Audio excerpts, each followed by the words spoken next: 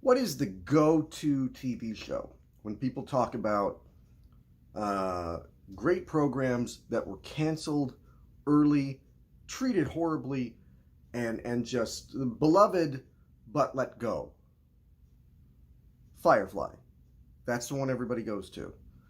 Uh, a show that has a rabid following, a fan base that was there right away, but the Fox network aired everything out of order and kept moving the nights that it was on so people didn't know when it was on.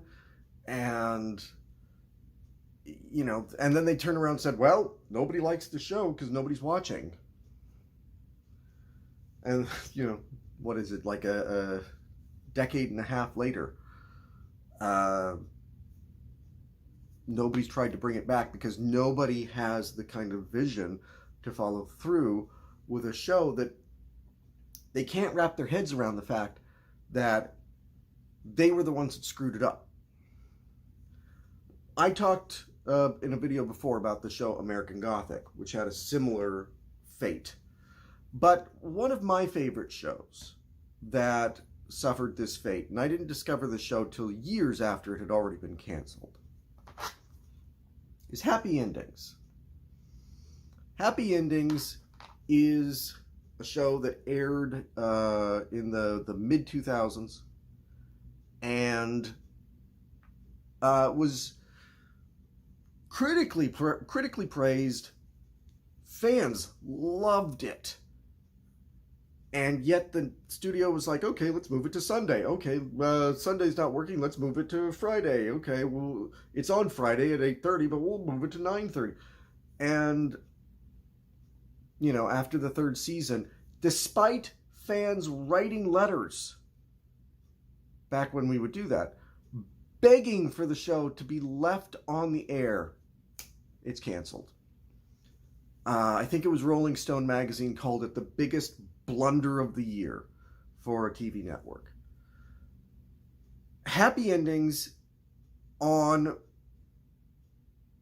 first, when you hear about it, sounds like it's just a complete Friends ripoff. 6 people in their 20s, falling in and out of love. Instead of New York, it's Chicago. And it's there's even a joke at one point where one of the characters is hopped up after a dentist appointment and starts referring to everybody as Phoebe, Monica, Ross, but the show is actually it's better than Friends. It's so much better than Friends. There's no laugh track. This show allows you the chance to just decide what's funny and what's not. It's a phenomenal cast of actors. The big ones at the time were Damon Wayans Jr.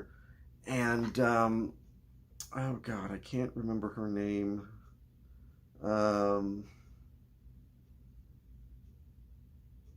Yeah, she was on. Yeah, here it is. Eliza Cuthbert, who was on 24. They were the big names at the time, but now Adam Pally is a big name. They've all gone on to do other interesting projects. But Happy Endings, they keep coming back to it. They're even doing like one of those Zoom kind of episodes of things, that they've been doing lately. Parks and Rec did one too. The show begins with the two, not main characters, because they're all, I think, pretty equal, but it starts off with Dave and Alex, who've been a couple forever. They're going to get married, and at the last second, Alex takes off and decides she can't marry Dave. And that first season is, how does the group of friends react to it?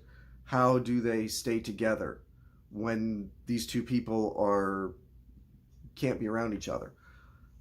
That plot quickly kind of fades into the background a bit, and we get much more of the characters all as a group interacting.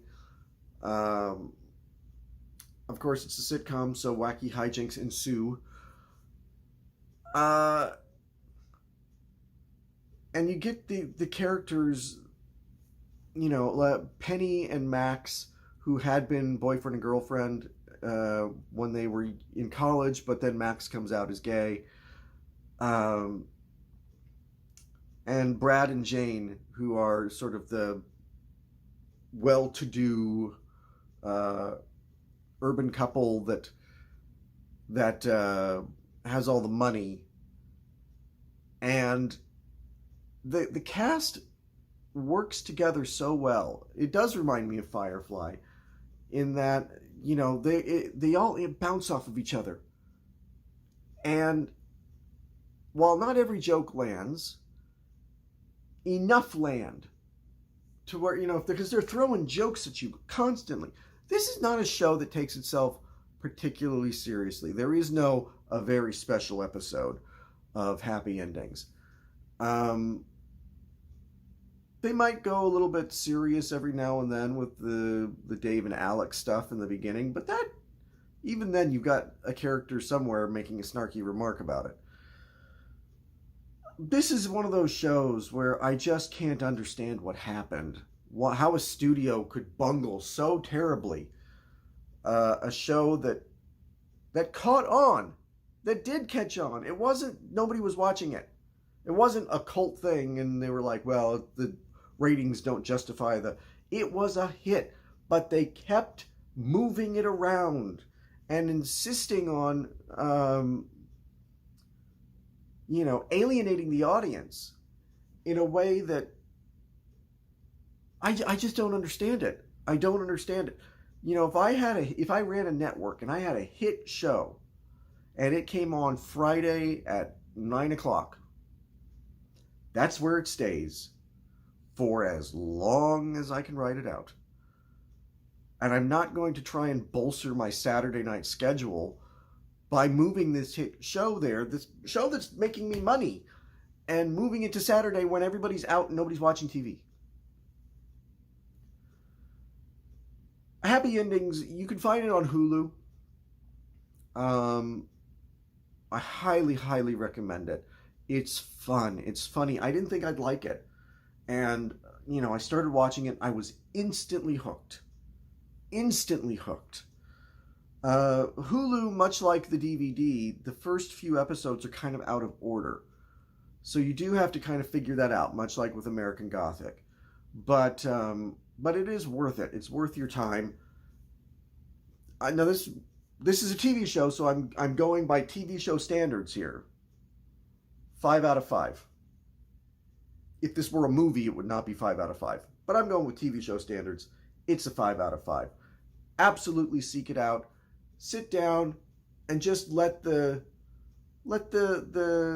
silly fun just sort of wash over you. And I guarantee that you will, when you turn the TV off, have a smile on your face.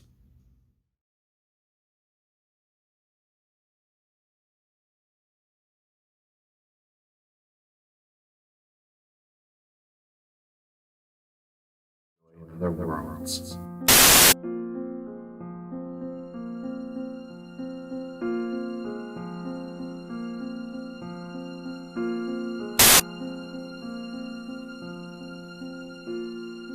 Sort of gave myself the challenge of, okay,